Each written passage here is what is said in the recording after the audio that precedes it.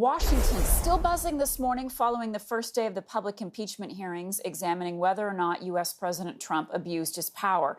Some may argue that there were no knockout blows delivered yesterday, but there was a new revelation that came from the top diplomat in Ukraine, William Taylor. The member of my staff could hear President Trump on the phone asking Ambassador Sondland about the investigations. Ambassador Sondland told President Trump the Ukrainians were ready to move forward. Following the call with President Trump, the member of my staff asked Ambassador Sondland what President Trump thought about Ukraine. Ambassador Sondland responded that President Trump cares more about the investigations of Biden, which Giuliani was pressing for. Taylor testified he'd only learned about that phone call late last week. Later, at a news conference, President Trump denied having watched any of the proceedings. He also denied knowing anything about that phone call. About that first time I've heard it. The one thing I've seen that Sondland said was that he did speak to me for a brief moment, and I said no quid pro quo under any circumstances, and that's true. The other, I'd never heard this. Do you recall having a conversation with Sondland? I don't recall. No, not at all. Not even a little bit.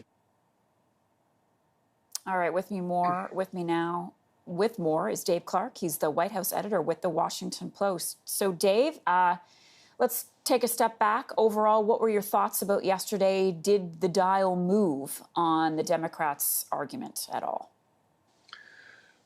Well, I think the big event is what you mentioned, was the revelation about this phone call. And so that's going to really be the key going forward. We'll hear from EU Ambassador Sondland next week, and he's going to be really pressed about that call. What were the specifics of it? What did President Trump specifically want?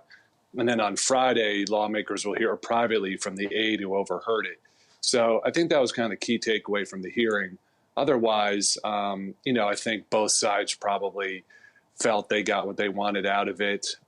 Whether or not that's the hearing swayed any undecided voters, we'll have to see. But I think the big takeaway is going to be the revelation from Ambassador Taylor, and whether that leads to us learning more about President Trump's direct role in this controversy, or if it just continues to be unclear. Continues to be unclear. So you think that call, and we'll learn more about it, as you point out, kind of kicks the ball forward on this?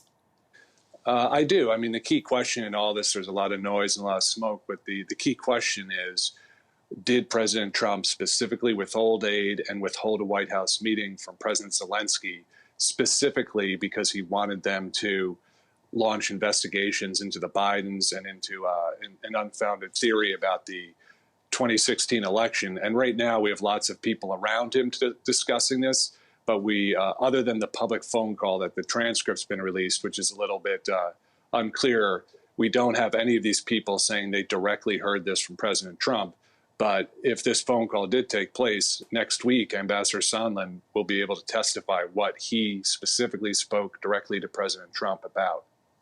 Republicans are also arguing that eventually that aid that was held up did reach Ukraine, that $40 million. So what does that do to the Democrats' case? Do the Republicans have a point? Well, that's a big part of their argument, is that you're claiming there's a crime here, but there's no evidence it was actually committed. The aid was released, and President Trump did eventually meet with President Zelensky face-to-face in New York. The Democrats counter that is, and you heard some of the members saying it, and it's a bit, they use kind of hyperbolic examples, but, trying to commit murder is a crime. And basically they're saying, if the president tried to commit a crime, that's pretty bad. That's just as bad as whether or not he did it. And they're also quick to point out that the aid was released only after the whistleblower complaint. We first found out about that, and that lawmakers really pressured the president to release it.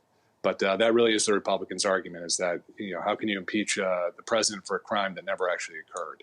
Okay, and before we leave you, what are you watching for tomorrow when the impeachment inquiry continues? Well, with any of these witnesses, it'll be whether they offer new information. If not, we'll be hearing from former Ambassador Yovanovitch. Yeah. She's the one who said she was targeted by a smear campaign led by Rudy Giuliani. And so if there's no new information, I think it'll just be to what degree she proves to be a sympathetic witness for Democrats and sways voters their way, or if Republicans are able to kind of undermine her or poke holes in her story. All right, Dave Clarke, he's the White House editor with the Washington Post. Dave, thanks so much.